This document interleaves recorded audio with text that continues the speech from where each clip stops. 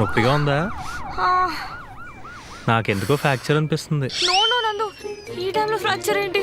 నువ్వే పోనీ ఎల్లుండి రమ్మన్నా అయితే. జోక్ చేయకు నందు, this is important.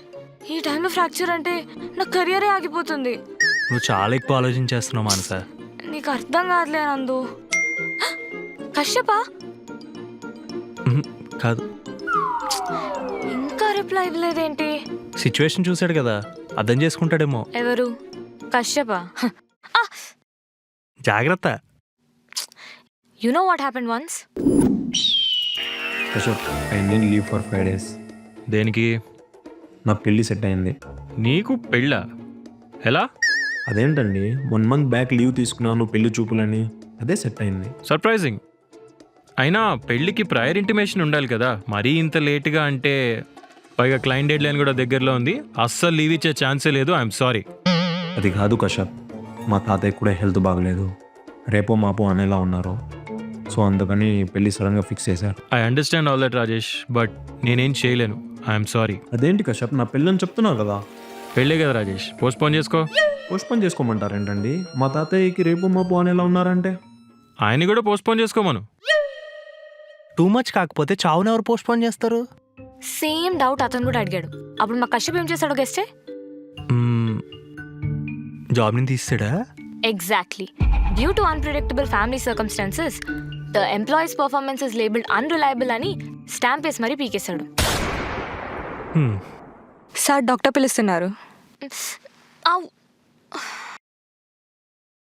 It's a hair line fracture. అంత టెన్షన్ పడాల్సిన అవసరం ఏం లేదు. ఒక 1 month ప్రాపర్ రెస్ట్ తీసుకుంటే చాలు. వర్క్ అయితే చేయొచ్చు కదా డాక్టర్? ఒక 1 week చెయ్యి కదపకుంటే బెస్ట్, ఎందుకంటే హ్యాండ్కి రెస్ట్ కావాలి కదా. ప్రూఫ్? డాక్టర్ గారు, చిన్న హెల్ప్. ఏంటి, మా హాస్పిటల్ స్టాంపే కదా. మా దగ్గరికి వచ్చే ప్రతి ఒక్క ఐటీ ఎంప్లాయీ రిక్వెస్ట్ చేసేది అదే.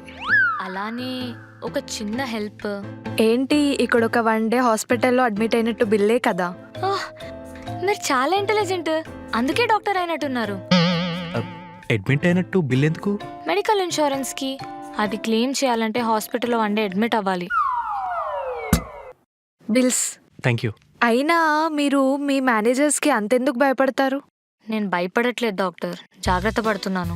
Don't stress your self. Job ఇది కాకపోతే ఇంకొకటి, కానీ హెల్త్ అండ్ మెంటల్ పీస్ చాలా ఇంపార్టెంట్.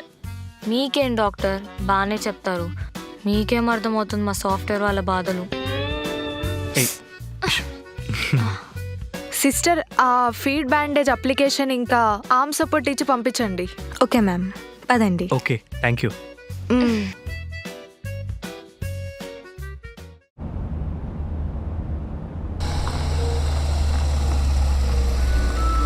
పదండి, వచ్చేసింది.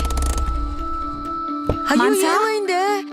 అసలు ఏంటి ఈ కట్లు? ముందు లోపల పదండి. అయ్యో, అసలు ఏమైందే? ముందు లోపల పదండి అమ్మా, చెప్తాను. అయ్యో,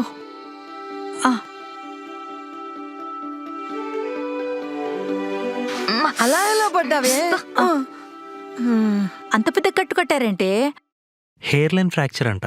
ఫ్రాక్చరా? ఫ్రాక్చర్ కాదండి, హెయిర్ లైన్ ఫ్రాక్చర్. చిన్నదే, పర్లేదు. అయినా కళ్ళు అక్కడ పెట్టుకుని నడుస్తున్నావే, చూసుకోవద్దు. బుద్ధిలోండి మానేసి నన్నంటావేంటి రుక్కు? అది కాదు. సరే సరే బామ్మగారు, తను కొంచెం రెస్ట్ తీసుకొనిద్దాం.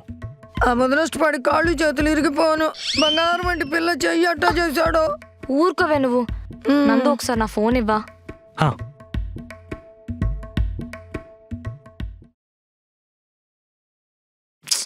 కశ్యప్ ఏంటి ఇంకా రిప్లై చేయలేదు?